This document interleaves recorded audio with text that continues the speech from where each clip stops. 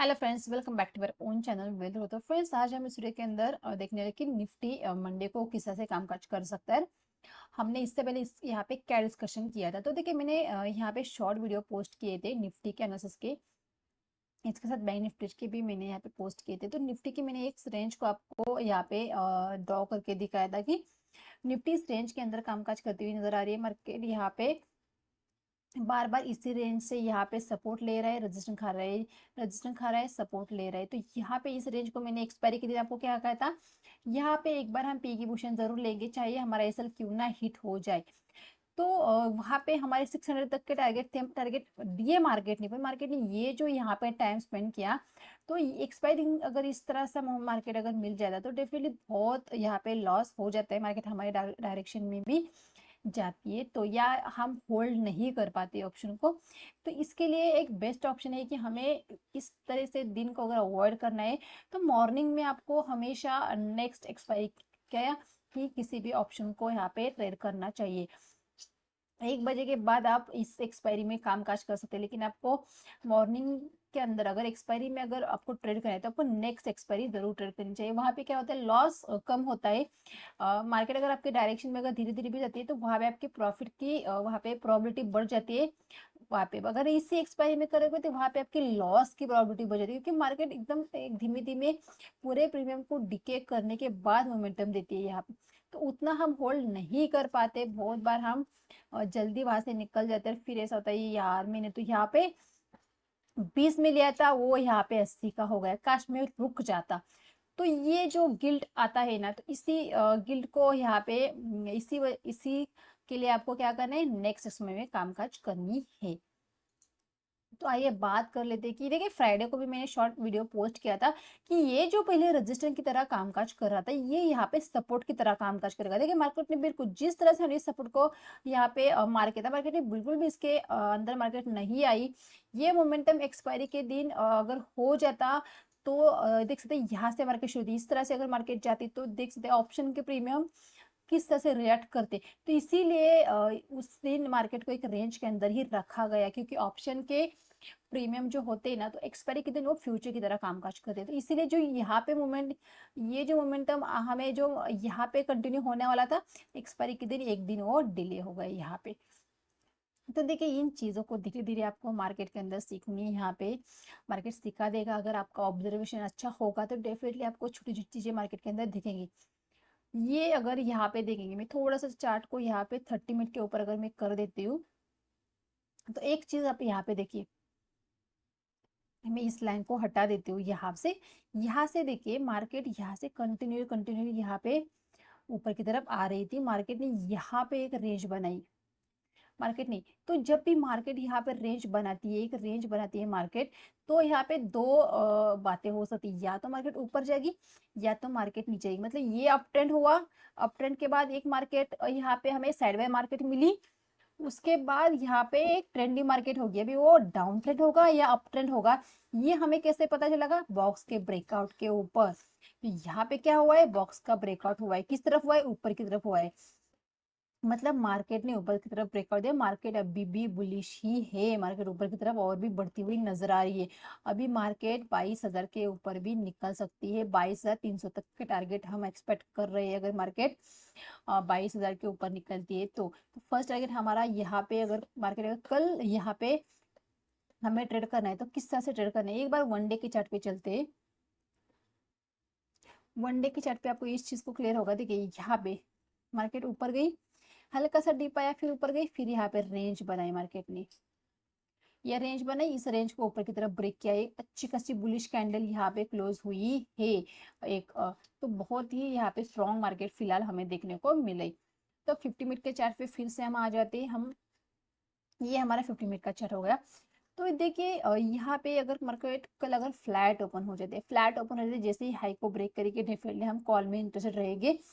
First target हमारा रहेगा 22,020 तक, हमारा फर्स्ट टारगेट रहेगा यहाँ पे।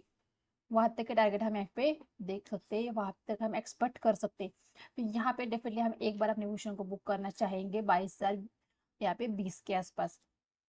मार्केट हल्का सा अगर नीचे आ जाती है तो ये जो कैंडल बनी है यहाँ पे, इसका अगर हम यहाँ पे लो देखेंगे, 21,800। मार्केट अगर फ्लैट ओपन होकर नीचे आती है तो 21,800 के आसपास हम डेफिनेटली एक बार कॉल की पोजीशन लेना चाहेंगे।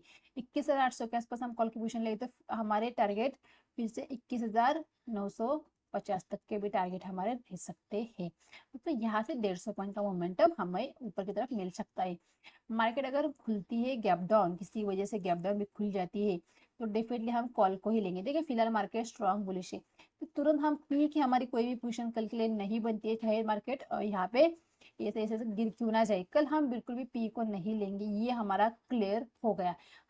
कल हम डिप में कॉल लेने की कोशिश करेंगे, ना कि उस डिप को प्ले। मतलब अगर देखिए यहाँ से मार्केट अगर फ्लैट हुई नीचे तो ये 100 पॉइंट को मिलेगा, ये 100 पॉइंट को हमें नहीं कैप्चर करने। हमें क्या चाहिए, मार्केट को हम यहाँ पे कॉल लेने की कोशिश करेंगे। ये डिप आ जाए तो इससे ट्रेड नहीं करें, हमें इससे ट्रेड करना है। जो हमें ट्रेंड के साथ ट्रेड करना है, ट्रेंड के अगेंस्ट बिल्कुल भी ट्रेड नहीं करना है, क्योंकि मार्केट स्ट्रॉन्ग बुलिश है। पता नहीं मार्केट कहाँ से घूमे, तो इस रास्ते से अगर हम आएंगे तो यहाँ पे फंसने के ज्यादा चांसेस रहेंगे।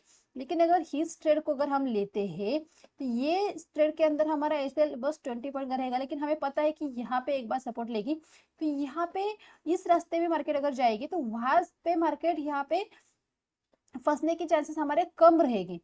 तो इसीलिए हम इस ट्रेड को, नीचे अगर आती है तो इस ट्रेड को नहीं ट्रेड करेंगे, हम मार्केट को यहाँ से सपोर्ट लेती हुई जाती तो यहाँ पे कॉल की पोजीशन लेना चाहेंगे।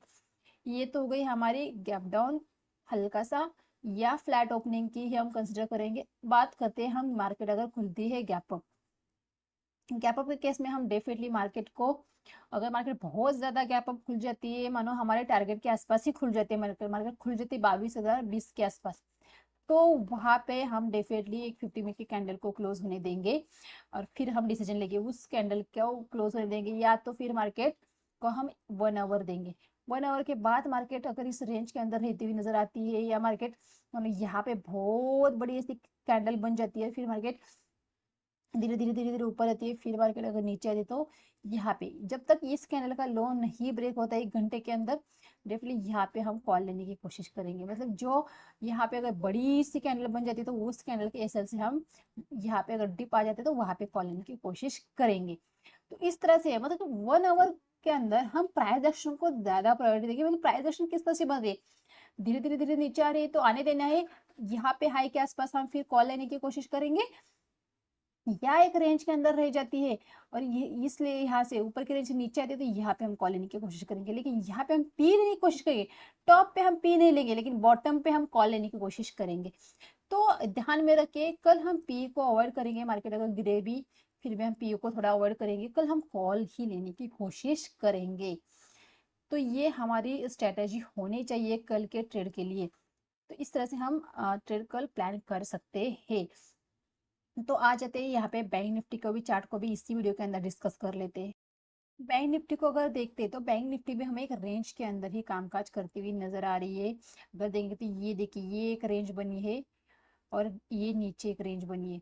तो फिलहाल बैंक निफ्टी एक रेंज के अंदर कामकाज करती हुई नजर, बैंक निफ्टी के अगर ट्रेड करना है तो बैंक निफ्टी हमें निफ्टी से ज्यादा वीक लग रही है। निफ्टी हमें यहाँ पे काफी स्ट्रांग लग रही है, लेकिन बैंक निफ्टी हमें यहाँ पे स्ट्रांग नहीं लग रही है। ऊपर से एक ट्रेंड लाइन भी इस तरह से आ रही है, जो यहाँ पे एक देखिए, यहाँ पे रेजिस्टेंस खा रही है, मतलब मल्टीपल टाइम ये रेजिस्टेंस फेस हुआ है। कल मार्केट फ्लैट ओपन होकर यहाँ पे सपोर्ट लेता है, इस ट्रेंड लाइन को ब्रेक कर लेता है, तो कल हमारे 48,250 के टारगेट रह सकते हैं। अगर मार्केट 47,500 के आसपास सपोर्ट लेती हुई नजर आती है तो यहाँ पे हम कॉल लेंगे। ये हमारी बेस्ट ट्रेड रहेगी। बेस्ट ट्रेड किस तरह से रहेगी, ये देखिए, ये ट्रेंड लाइन यहाँ पे आ रही है, यहाँ पे मार्केट फ्लैट ओपन होनी चाहिए। मार्केट ने 47,500 या 47, अगर हम एग्जैक्ट लेवल को इस यहाँ पे देंगे 47,550 से लेकर 47,500, ये जो एक रेंज है, यहाँ पे अगर मार्केट सपोर्ट लेती हुई नजर आती है और फिर से अगर इस ट्रेंड लाइन को ब्रेक कर लेते तो इस ट्रेंड लाइन के ब्रेकआउट पे ऊपर ट्रेड ले सकते हैं, या आप इस सपोर्ट के ऊपर भी ट्रेड ले सकते हैं।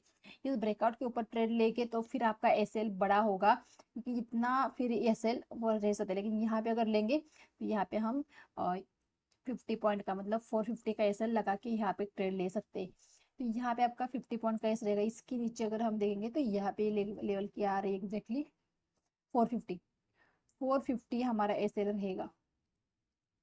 देखिए किसी भी मतलब आप यहाँ पे अगर कॉल ले रहे हैं तो आपकी कॉल किसी भी कॉल का जो यहाँ पे जो डिप में जो ट्रेंड ले उसका एसएल हमारा 47,450 ही रहेगा। इस तरह से एक ट्रेंड लाइन आ रही है। इस ट्रेंड लाइन को जैसे ही ब्रेक करेगी डिप लेके यहाँ से फिर डेफिनेटली स्टॉप को टेस्ट करने की कोशिश करेंगे 48,250 तक के हमारे टारगेट कल रह सकते हैं। लेकिन देखिए अभी टारगेट और एसएल ये दोनों चीजें मैंने बताई, इसका मतलब ये नहीं है कि आपको उन चीजों को टारगेट तक ही वेट करने मतलब आपने 50 की जगह आपने 30 पॉइंट का ही एसएल रखा है, आपने वो छोटा एसएल रखा है, तो उसके मुकाबले देखिए ऑप्शन के अंदर इस चीज को गार्ड बांध लीजिए कि ऑप्शन ट्रेडिंग के अंदर आपको ना आपके रिस्क मैनेजमेंट के ऊपर ज्यादा ध्यान देने कभी एक यहाँ पे एक बेस्ट ट्रेड भी आपको मिल जाए, फिर कि आपने रिस्क कितनी लिए 50 पॉइंट की, आपका टारगेट कितना होना चाहिए 200 पॉइंट का, मतलब 1:4 की ट्रेड आपको बैंक निफ्टी में ढूंढनी चाहिए। इस तरह से ट्रेड मिलती है तो उस तरह से वहां पे एक बार अपने पोजीशन को बुक करना है, फिर आपको आगे का सोचना है। देखिए जब तक आप रिस्क मैनेजमेंट के ऊपर नहीं काम करते, अपने रिस्क को सबसे पहले नहीं ध्यान देते, तब तक आप ऑप्शन के अंदर प्रॉफिट नहीं कमाते। ऑप्शन के अंदर ज्यादा लॉस क्यों होता है, क्योंकि हम ग्रिड में आ जाते हैं। आज तो मैंने 20 में लिया और मैंने यहाँ 50 में बुक किया, लेकिन वही ऑप्शन 100 गया, फिर आता कि यार मैं यहाँ पे रुक जाता तो मैं 100 तो मुझे इतना प्रॉफिट हो जाता। तो इसी वजह से फिर हम अगले दिन वही चीज को दोहराते कि नहीं कल तो मैं जल्दी निकल गया था, आज तो मैं जल्दी नहीं निकलूंगा, और मार्केट 20 का ऑप्शन 50 हो जाता है, आप नहीं बुक करते वो फिर से वहां पे 10 तक आ जाते हैं। मतलब ये गलती नहीं। देखिए मार्केट के अंदर डिसिप्लिन होना चाहिए। आपने अगर ठान लिया ना नहीं मैं 50 का एसएल है मेरा मेरा 200 तक का टारगेट, तो मैं उस टारगेट तक यहाँ पे वेट करूंगा या मैं वहां पे एक बार बुक करूंगा टारगेट। और यहाँ पे एक बार आपका टारगेट वहां पे मिस हो जाता है तो ठीक है, लेकिन आपका एसएल कभी भी मिस नहीं होना चाहिए। 50 पॉइंट का अगर आपने एसएल लगा तो एसएल के ऊपर स्टिक होना ही पड़ेगा। मार्केट के अंदर ऑप्शन ट्रेडिंग के अंदर पैसा कमाना आसान है, लेकिन वो मुश्किल कब हो जाता है जब हमारे अंदर ग्रिड आ जाते हैं, जब हमारे डिसिप्लिन को भूल जाते हैं, तब हम यहाँ पे ऑप्शन के अंदर लॉस कर जाते हैं। तो बस ये गलती नहीं करनी है। नए साल में नए सिरे से हमें ऑप्शन ट्रेडिंग के अंदर प्रॉफिट करना है। पिछले साल अगर लॉस हुआ तो कोई बात नहीं, नए सिरे से नई शुरुआत करनी है। क्योंकि अगर देखिए आपने अगर मार्केट के 2 साल दिए तो डेफिनेटली आपने मार्केट के अंदर सीखा है। ऐसा बिल्कुल भी नहीं कि आपको कुछ नहीं आता, आपको आता है, लेकिन आप गलती कर लेते हैं ग्रिड और यहाँ पे दूसरे के प्रॉफिट को देखने का। तो उसे नहीं देखने हैं, आपको अपनी ट्रेडिंग अपने हिसाब से अपने कैपिटल के हिसाब से आपको करनी है। हर एक की स्ट्रेटेजी, हर एक का कैपिटल, हर एक की रिस्क अलग होती है।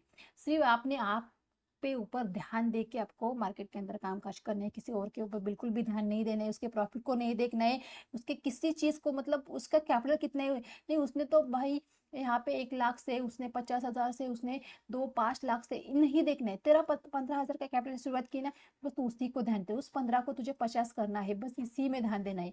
बस एक दिन आपको बस दिन का 1,000 रुपए भी अगर यहाँ पे निकल जाता है बहुत अच्छी बात है, कोई बात नहीं।